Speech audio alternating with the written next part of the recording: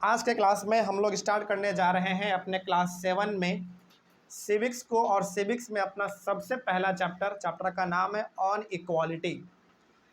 आज से हमारे क्लास 7 का सिविक्स स्टार्ट होने जा रहा है और सिविक्स में हमारा जो सबसे पहला चैप्टर है एनसीईआरटी के अकॉर्डिंग वो है ऑन इक्वालिटी। चैप्टर में आगे बढ़ने से पहले चैप्टर के मतलब को थोड़ा सा हम लोग समझ लेते हैं, फिर आगे बढ़ेंगे तो थोड़ा आपको समझ में ज़्यादा आएगा। सबसे पहले समझते हैं कि इक्वालिटी का मतलब होता क्या है। इक्वालिटी का मतलब होता है बराबरी, मतलब सब कुछ बराबर होना चाहिए, उसी को हम लोग कह देते हैं इक्वालिटी। ठीक है, तो इस पूरे के पूरे चैप्टर में हम लोग पढ़ेंगे कि इक्वालिटी का मतलब हकीकत में होता क्या है। इक्वालिटी का मतलब तो हम लोग जानते हैं कि हिंदी में बराबरी होता है, इक्वल होता है, लेकिन इसको लेकर इस चैप्टर में क्या क्या बात हुआ है यही चीज़ हम लोग इसमें पढ़ने वाले हैं। ठीक है, तो सबसे पहला टॉपिक जो है हमारा वो है इक्वल राइट टू वोट। ये हमारा सबसे पहला टॉपिक है। इसमें क्या क्या नए बातें हैं थोड़ा सा उसको हम लोग समझते हैं, फिर आगे बढ़ेंगे। सबसे पहला पॉइंट है इन अ डेमोक्रेटिक कंट्री। अच्छा, आगे बढ़ने से पहले ना थोड़ा सा आप ये भी समझ लीजिए कि डेमोक्रेटिक कंट्री क्या होता है। डेमोक्रेटिक कंट्री का मतलब होता है ऐसा कंट्री जहाँ पे लोगों को वोट देने का अधिकार होता है। जैसे हमारा इंडिया में जब चुनाव होता है तो क्या हम लोग वोट नहीं देते हैं? हाँ, आप लोग नहीं देते होंगे क्योंकि अभी आप लोग छोटे हैं बहुत, आपका उम्र अभी छोटा है।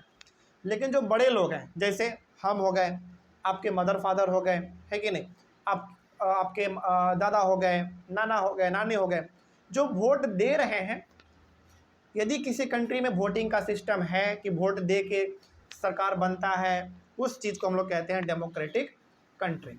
तो यदि अब आपसे कोई पूछे कि बताओ डेमोक्रेटिक कंट्री का मतलब क्या समझते हैं आप, तो बताइएगा कि एक ऐसा कंट्री जहां पे लोगों को वोट देने का अधिकार होता है, मतलब कि लोग वोट दे सकते हैं। ठीक है, इस प्रकार के कंट्री को हम लोग कहते हैं डेमोक्रेटिक कंट्री। तो वही पहला वाले पॉइंट में लिखा हुआ है कि in a democratic country like India all adults irrespective of what religion they belong to, how much education they have had, what caste they are, और whether they are rich or poor are allowed to vote। देखो हमारे India में क्या है ना, आप किस religion से आते हैं, रिलीजन मतलब धर्म, आप हिंदू हैं, मुस्लिम हैं, सिख हैं, ईसाई हैं, उससे कोई मतलब नहीं है। आपका धर्म कोई भी हो आप वोट दे सकते हैं। उसी प्रकार आप कितने पढ़े लिखे हैं इससे भी कोई मतलब नहीं है, फिर भी आप वोट दे सकते हैं। मतलब आप अनपढ़ भी हैं, आप कुछ भी नहीं पढ़ना जानते हैं, लिखना भी नहीं जानते, आप अपना नाम तक नहीं लिखना जानते हैं, तो भी आप वोट दे सकते हैं। ठीक है, उसी प्रकार आपका कास्ट क्या है, आप ब्राह्मण हैं, राजपूत हैं, बहुत अलग अलग प्रकार के कास्ट हैं, कास्ट भी मायने नहीं रखता है। मतलब आपका कोई भी कास्ट हो इसके बावजूद भी आप वोट दे सकते हैं। उसी प्रकार आप गरीब हैं, अमीर है, आपके पास बहुत पैसा है, आप बंगले में रहते हैं, उससे भी कोई मतलब नहीं है। ओवरऑल कहने का मतलब हुआ कि आपका धर्म क्या है, मतलब आप हिंदू हैं, मुस्लिम हैं, सिख हैं, ईसाई हैं, इससे कोई मतलब नहीं है। उसी प्रकार आप कितना पढ़े लिखे हैं इससे भी कोई मतलब नहीं है। उसी प्रकार आपका कास्ट क्या है इससे भी कोई मतलब नहीं है। उसी प्रकार आप गरीब हैं कि अमीर है उससे भी कोई मतलब नहीं है। आप बस इंडिया में रहते हैं, आपका जन्म इंडिया में हुआ है, आप जाके वोट दे सकते हैं बस। तो बताइए इंडिया में यदि किसी को वोट देना हो तो क्या अमीरी, गरीबी, पढ़ा लिखा, अनपढ़ ये सब मायने रखता है क्या? बिल्कुल नहीं। बस आप इंडिया में रहते हैं, इंडिया के लोग हैं आप, इतना ही काफ़ी है बस। ठीक है, आगे बढ़ते हैं। तो अब यदि यहाँ पे आपसे कोई पूछे कि बताइए वोट देने के लिए क्या जरूरी होना चाहिए, तो वोट देने के लिए जरूरी बस ये चीज़ है कि आपका जन्म कहाँ होना चाहिए, इंडिया में होना चाहिए। हाँ, वो भी अलग चीज़ है, बता देते हैं। आपका जन्म इंडिया में होना चाहिए, आपका कास्ट क्या है, आप अमीर हैं कि गरीब हैं, आपका धर्म क्या है, इससे कोई मतलब है ही नहीं। ठीक है, आगे अगला है the idea of universal adult franchise is based on the idea of equality because it states that every adult in a country irrespective of their wealth and the communities she or he belongs to has one vote। अब इसका मतलब समझिए क्या हुआ। यहाँ पे ना एक टर्म है बड़ा अच्छा सा, universal adult franchise. Universal adult franchise का मतलब होता है जो लड़का या फिर जो लड़की का उम्र 18 साल या फिर उससे ज़्यादा हो गया है, तो वो जाके वोट दे सकता है। ठीक है, और फिर से वही बात है कि आपका जाति, धर्म, पढ़ा लिखा है कि नहीं है, इससे कोई मतलब नहीं है। ठीक है, तो अब यहाँ पे एक नया सवाल आपके सामने ये है कि यूनिवर्सल एडल्ट फ्रेंचाइज का मतलब क्या है। यूनिवर्सल एडल्ट फ्रेंचाइज का मतलब है कि कोई भी लड़का या फिर लड़की जिसका उम्र 18 या 18 से ऊपर हो चुका है तो वो जाके वोट दे सकता है। ठीक है, तो अब यदि आपसे कोई पूछ दे कि बताइए कि यूनिवर्सल एडल्ट फ्रेंचाइज का मतलब क्या है, तो यूनिवर्सल एडल्ट फ्रेंचाइज का मतलब है कि कोई भी लड़का लड़की जिसका उम्र 18 या 18 से ज़्यादा हो गया है वो वोट दे सकता है। सिंपल है, याद रहेगा। क्या आप अमीर हैं, गरीब हैं, आपका कास्ट क्या है, इससे कोई फ़र्क पड़ेगा? कोई फ़र्क नहीं पड़ेगा, आप जाके वोट दे सकते हैं। ठीक है, चलिए, इसमें भी कोई दिक्कत नहीं है, आगे बढ़ते हैं। अगला टॉपिक है हमारा अदर काइंड्स ऑफ इक्वालिटी। इस वाले टॉपिक में कोई डाउट नहीं आप लोगों को, आगे बढ़ते हैं। अगला टॉपिक है अदर काइंड्स ऑफ इक्वालिटी। इसमें क्या है समझिए। People in India experience inequality in different ways. अच्छा, इक्वालिटी का मतलब होता है बराबरी। बराबरी का मतलब हुआ कि सब कोई हम लोग आपस में क्या है, बराबर है। लेकिन क्या सही में हम लोग बराबर हैं?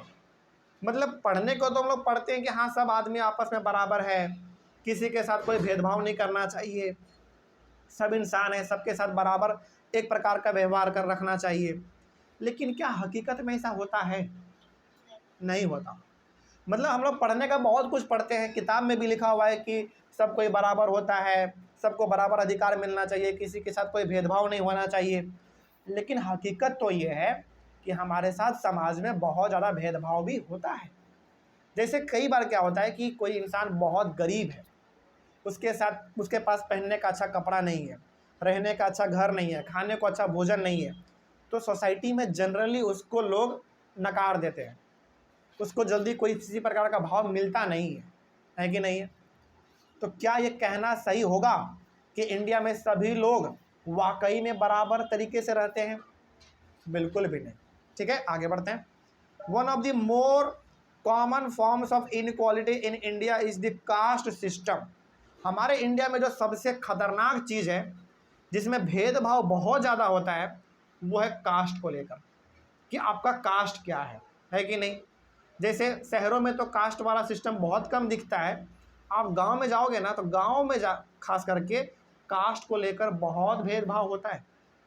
यदि आपका कास्ट बहुत अच्छा है, यानी आप अपर कास्ट से आते हैं, तो आपको बहुत इज्जत मिलेगा। कहने का मतलब हुआ कि यदि आप दलित हैं, यदि आप ब्राह्मण हैं, आप राजपूत हैं, आप क्षत्रिय हैं, तो आपको बहुत रिस्पेक्ट मिलेगा गांव में, है ना? सब आपके सामने सर झुकाएंगे। लेकिन वहीं यदि आप लोअर कास्ट से बिलोंग करते हैं, मतलब कि दलित हो गया इस प्रकार से, तो आपको किसी प्रकार का उतना इज्जत नहीं मिलता है। तो कहने का मतलब ये हो गया कि हमारे इंडिया में कास्ट सिस्टम बहुत ही ख़राब चीज़ है। कास्ट को लेकर के, हाँ तुम इस कास्ट से हो तो हम अपर कास्ट हैं, तुम लोअर कास्ट हो, ऐसा है वैसा है, इस चीज़ को लेकर बहुत ज़्यादा भेदभाव हमारे इंडिया में होता है, आज भी होता है। और ख़ास करके ज़्यादा कहाँ पे होगा बताओ? गाँव में होगा। शहर में चीज़ जल्दी नहीं होता है। क्या शहर में आपने कभी अपने क्लासरूम में सुना है कि तुम अलग कास्ट के हो, तुम मेरे साथ मत बैठना, तुम्हारा लंच नहीं हम शेयर करेंगे, नहीं खाएंगे? ऐसा कभी सुना आपने? नहीं सुना होगा। लेकिन गाँवों में जनरली लोगों के बीच में कास्ट सिस्टम देखने को जल्दी मिल जाता है। तो शहरों में भेदभाव कम होता है, लेकिन गाँवों में ये चीज़ थोड़ा ज़्यादा हो जाता है। ठीक है, आगे अगला टॉपिक है रिकग्नाइजिंग डिग्निटी। अब ये क्या है समझिए, एक ही पॉइंट है इसमें, तो बहुत सिंपल है, उसके बाद फिर आगे बढ़ेंगे। इसमें है हमारा when a persons are treated unequally their dignity is violated. Dignity का मतलब होता है इज्जत, रेस्पेक्ट। जैसे मान लीजिए, इसको ना एक एग्जांपल से समझते हैं हम लोग। ठीक है, सपोज करिए कि आप रोड पे जा रहे थे और आप गलती से एक इंसान से टकरा गए। मान लीजिए, सपोज करिए कि आप इमेजिन करो, आप रोड पे जा रहे हैं और आप गलती से एक इंसान से टकरा गए। हालांकि आप गलती से टकराए थे, आप सॉरी बोल दिए उसको, लेकिन सामने वाला बोल रहा है कि गलती करके सॉरी बोल रहा है, बहुत ज़्यादा बदतमीजी से बात कर रहा है वो। तो आपको लगेगा कि यार गलती से हम टकराए थे, हम सॉरी भी बोले, लेकिन ये इंसान बहुत ही गलत तरीके से हमसे बात कर रहा है। बताइए, क्या वहाँ पे आपको बुरा नहीं लगेगा? बिल्कुल लगेगा। मतलब गलती से हम टकराए, गलती किसका है? मेरा है। तो हम सॉरी भी बोले हैं उनको, लेकिन वो क्या सोचता है कि ये जानबूझ के टकराया है और टकरा के जानबूझ के हमको सॉरी बोल रहा है, लेकिन हकीकत में ऐसा जल्दी होता नहीं है। तो कहने का मतलब यहाँ पे हुआ कि हर किसी को अपना इज्जत प्यारा होता है, हर कोई चाहता है कि हमको रिस्पेक्ट मिले। जैसे मान लीजिए सामने वाला आपसे ना आप करके बात कर रहा है, लेकिन आप उससे तू मैं करके बात कर रहे हैं, क्या अच्छा लगेगा? बिल्कुल नहीं लगेगा। मतलब यदि सामने वाला आपको रिस्पेक्ट दे रहा है तो आपको भी क्या करना चाहिए? रेस्पेक्ट करना चाहिए, है कि नहीं? वही चीज़ यहाँ पे था। तो डिग्निटी का मतलब क्या होता है? इज्जत। इंग्लिश में बात करें तो रेस्पेक्ट। हर किसी को अपना रेस्पेक्ट प्यारा होता है। अब इसी चीज़ को हम लोग अपने सोसाइटी को लेकर बात करते हैं। जैसे हमारे सोसाइटी में हर प्रकार के लोग रहते हैं, लोअर कास्ट भी रहता है, अपर कास्ट भी रहता है, मिडिल क्लास भी रहता है। क्या जो लोअर कास्ट है उसके साथ आप बदतमीजी से पेश करो आओगे? बिल्कुल नहीं। चाहे वो लोअर कास्ट है, चाहे वो अपर कास्ट है, हर किसी के साथ अच्छे तरीके से बात करना पड़ेगा, तभी तो इक्वालिटी होगा ना, हाँ या ना? बिल्कुल। चलिए, तो ये वाला भी टॉपिक कंप्लीट हुआ। अगला टॉपिक है हमारा इक्वालिटी इन इंडियन डेमोक्रेसी। इसको हम लोग करेंगे अपने अगले वाले क्लास में। यहाँ तक में तो कोई दिक्कत नहीं है। चलिए, थैंक यू वेरी मच।